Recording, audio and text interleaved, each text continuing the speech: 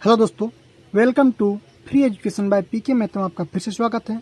और आज की इस वीडियो में हम बात करने वाले हैं नंबर सिस्टम यानी कि संख्या पद्धति से मिलते जुलते कुछ महत्वपूर्ण प्रश्नों के बारे में, जो कि अक्सर आपको किसी भी एग्जाम में पूछ लिए जाते हैं।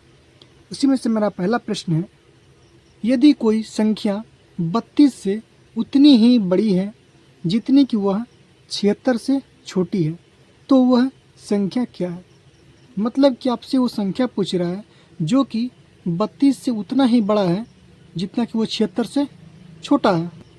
तो प्रश्न देखने में बहुत बड़ा लगता है, लेकिन इसका सॉल्यूशन क्या होगा? चुटकियों में हल करेंगे। कैसे? देखिएगा, 32 और 76 को पहले जोड़ेंगे आप लोग। क्या होता है इसका ट्रिक? पहले हम लोग बात करेंगे क्या ट्रिक की। तो ट्रिक होता है x प्लस वाई बटे में 2। x क्या हो गया? पहला संख्या। y हो गया आपका दूसरी संख्या। सॉल्व करेंगे तो 32 प्लस का कितना होता है 76 बटे में करेंगे 2।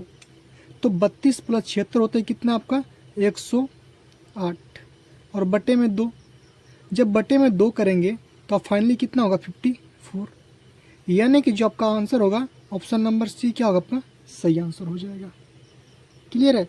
तो ऐसे प्रश्नों को इसी तरह सॉल्व करना चाहिए आपको। ठीक है, तो हमारा अगला प्रश्न है कि यदि कोई संख्या 45 से उतनी ही बड़ी है जितनी कि वह 90 से छोटी है, तो वह संख्या क्या होगी? अगला प्रश्न में हमारा ऐसा ही कुछ था। तो कैसे सॉल्व करेंगे? तो देखिएगा, इसको भी हम लोग उसी तरह सॉल्व करेंगे। ट्रिक हमारा क्या था? x प्लस वाई बटे में 2, बस इतना ही ट्रिक होता है आपका। ठीक है, तो क्या करेंगे हम लोग? x यानी कि पहली संख्या 45 प्लस वाई बराबर दूसरी संख्या 90 बटे में करेंगे 2। जब इन दोनों को जोड़ेंगे तो आपका आएगा 135 बटे में 2। जब 135 में आप 2 से भाग करेंगे तो आपका आंसर हो जाएगा 67.5। यानी कि जो आपकी संख्या होगी कितना होगी? Option number B 67.5। यही क्या आपका संख्या होगा। ये था हम लोग का 2 प्रश्न टाइप 1। अब चलते हैं हम लोग टाइप 2 की तरफ। तो आपका टाइप 2 का प्रश्न है आपका कि दो संख्या का योग 70 है और उनका अंतर क्या है 30 है, तो दोनों संख्या का गुणनफल क्या होगा आपसे पूछ रहा है। तो सबसे पहले हम लोगों को इस प्रश्न में दोनों संख्या निकालने होंगे, उसके बाद उसका गुणनफल करेंगे, तब हमारा आंसर निकलेगा। चलिए देखते हैं हम लोग। दोनों संख्या का योग कितना दिया है 70। यानी कि मान लीजिए जो संख्या हमारा पहली x है और दूसरा क्या है y है, यानी कि x plus Y is equal to कितना दिया आपका 70 दिया हुआ है। ठीक है, दोनों का अंतर दिया है कितना आपका 30, यानी कि x माइनस वाई का वैल्यू कितना दिया आपका 30। बस इतनी सी बात करनी है आपको। अब इसको मान लेना समीकरण फर्स्ट, इसको मान लेना है समीकरण सेकेंड, और फर्स्ट में से सेकेंड को घटाने पे घटा देंगे यहाँ पे। तो x में से यहाँ पे x है प्लस करेंगे, जब जोड़ घटा देंगे हम लोग तो x क्या होगा हमारा कैंसिल हो जाएगा, होगा ना। यहाँ पे माइनस है, यहाँ भी माइनस है, तो ये माइनस और ये माइनस मिलकर प्लस हो जाएंगे। तो यहाँ भी y और यहाँ भी y मिले कितना होगा 2y इक्वल टू 70 में से 30 घटाएंगे कितना होगा 40। तो यहाँ से अगर y का मान निकालेंगे तो कितना होगा आपका 40 बटे में 2, यानी कि y का मान कितना हो जाएगा हमारा 20, होगा ना। अब करना क्या है, y का मान या तो आप समीकरण फर्स्ट में रखें या फिर सेकेंड में रखें, आपका x का वैल्यू निकल जाएगा। देखेंगे हम लोग, तो y का मान रखें हम लोग किसमें? y का मान समीकरण फर्स्ट में।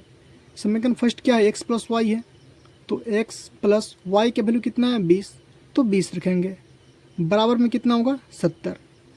तो यहाँ से आपका x का वैल्यू कितना होगा 70 माइनस का 20, यानी कि x का वैल्यू कितना होगा आपका 50। x का वैल्यू 50। अब चेक कर लेते हैं हम लोग, x प्लस वाई यानी कि x का वैल्यू कितना है आपका 50 निकल का है हमारा, प्लस y का वैल्यू कितना निकल गया 20। देखिए आप 70 पूर गया, अंतर करेंगे तो 50 माइनस का 20 इक्वल टू 30। यानी कि हमारा जो है पहली संख्या कितना निकली 50, दूसरी y। अब आपसे पूछ क्या रहा है कि दोनों संख्याओं का गुणनफल। गुणनफल का मतलब होता है गुना। तो करना कुछ नहीं, सिंपली आप 50 गुने में करेंगे कितना 20, जब 50 गुने 20 करेंगे तो आपका क्या आंसर कितना हो जाएगा? 1000। तो यही क्या हो आपका फाइनल आंसर हो जाएगा, कोई दिक्कत नहीं है। तो आपका अगला प्रश्न है कि 2 अंकों की सबसे बड़ी संख्या क्या होगी जिसमें 4 और 6 से भाग देने पर हमेशा 3 शेष बचे। ध्यान देंगे, आपसे पूछ रहा है 2 अंकों की सबसे बड़ी संख्या। आपसे 20 भी हो सकती है, 24 भी हो सकती है, कुछ भी हो सकती है, लेकिन बड़ी संख्या। तो 2 अंकों की सबसे बड़ी संख्या होती है कितना आपका? 99, यही तो होती है। लेकिन ऐसे पूछ रहा है कौन सी संख्या होगी जिससे भाग देने पर 4 6 से कितना होता है? 3 क्या होता है? हमेशा शेष बचता है। तो सबसे पहले करेंगे क्या हम लोग? 4 और 6 करेंगे क्या हम लोग? एलसीएम यानी कि लसा। जब 4 6 का आप लसा निकालेंगे तो आपका लसा कितना आएगा? 12। कितना आएगा? 12। क्लियर है? अब 12 जो है ये तो 2 अंकों की संख्या जरूर है, लेकिन क्या सबसे बड़ी है? तो नहीं है। सबसे बड़ी संख्या क्या होगी 2 अंकों की? तो देखेंगे 12 अट्ठे कितना होता है आपका? 12 गुना 8 करेंगे कितना होगा? 12 अट्ठे 96।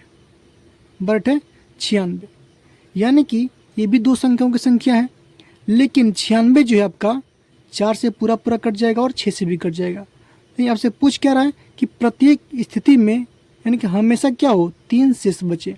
तो सिंपली आप 96 में 3 को ऐड कर देंगे तो आपका आंसर है कितना? 99। जब आप 99 में भाग करेंगे 4 से, देखें 4 भागा 99, तो 4 दूनी होगा कितना? 8, 1 बचेगा, ऊपर से उतरेगा 9, फिर 4 चौके होगा कितना आपका? 16। देखिए आप यहाँ पे 3 शेष बच गया। फिर चेक करेंगे हम लोग 6 से, 6 भागा हम करेंगे 99, तो 6 कम होता है 6 बचेगा 3, ऊपर से उतरेगा 9, फिर 6 6 क्या होता है कितना? 36। देखिए यहाँ भी 3 शेष बच गया, यानी कि आपका जो आंसर हो वो कितना हुआ? 99। ये 2 अंकों की आपकी सबसे बड़ी संख्या होगी जिसमें 4 और 6 से भाग देने पर हमेशा क्या होगा? 3 शेष बचेगा। क्लियर है? तो उम्मीद करते हैं कि आप लोगों को मैंने 4 प्रश्न बताए और चारों प्रश्न आप लोग को अच्छे समझ में आ चुके होंगे। तो वीडियो पसंद आया हो तो वीडियो को लाइक कीजिए, शेयर कीजिए और हमारे चैनल को सब्सक्राइब कीजिए।